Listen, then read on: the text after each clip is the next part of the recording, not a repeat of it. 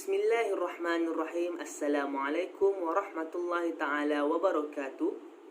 Nama saya Muhammad Nur Syafiq bin Awang Juri. Nombor kad matrik 3191006631. Program pendidikan Diploma Pendidikan Pengajian Islam semester November 2020.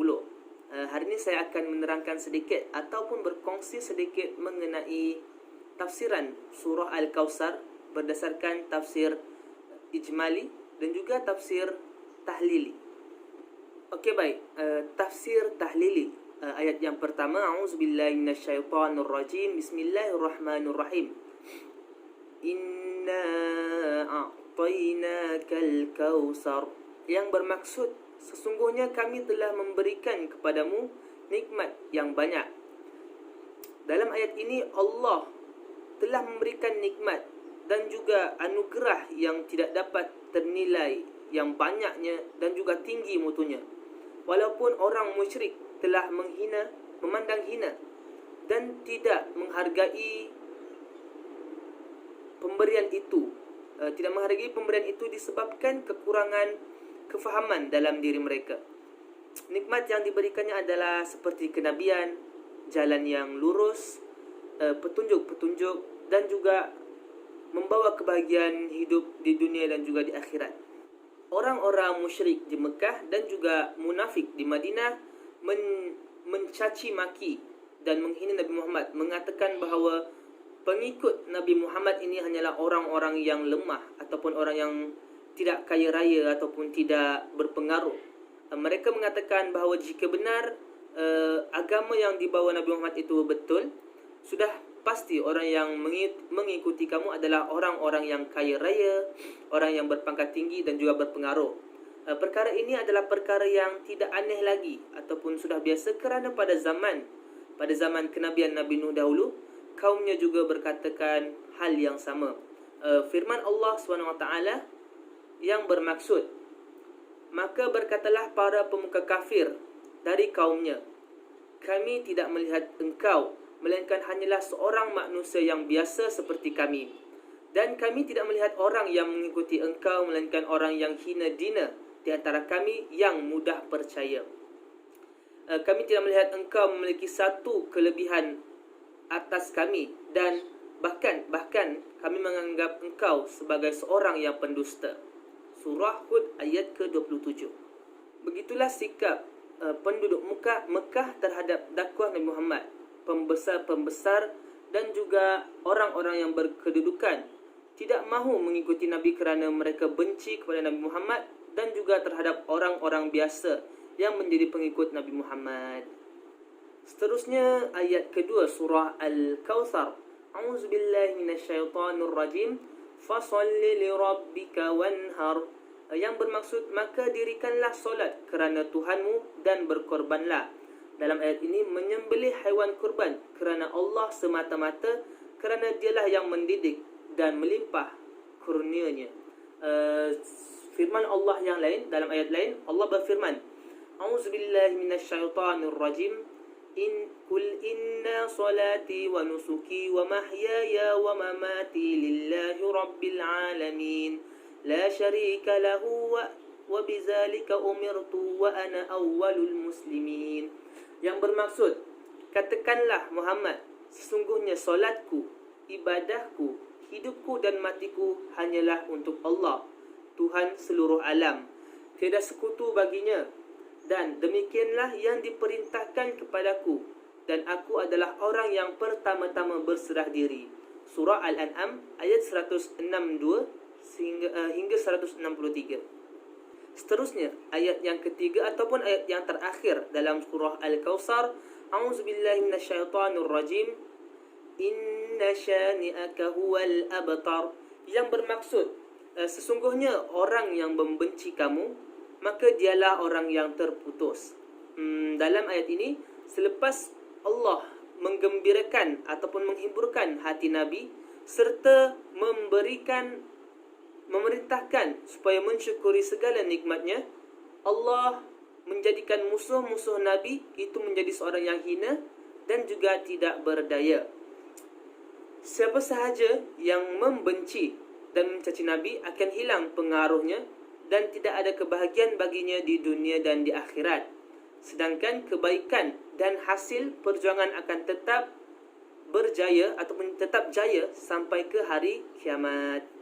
Orang-orang kafir di Mekah mencela Nabi Muhammad bukanlah kerana mereka tidak suka dengan peribadi beliau.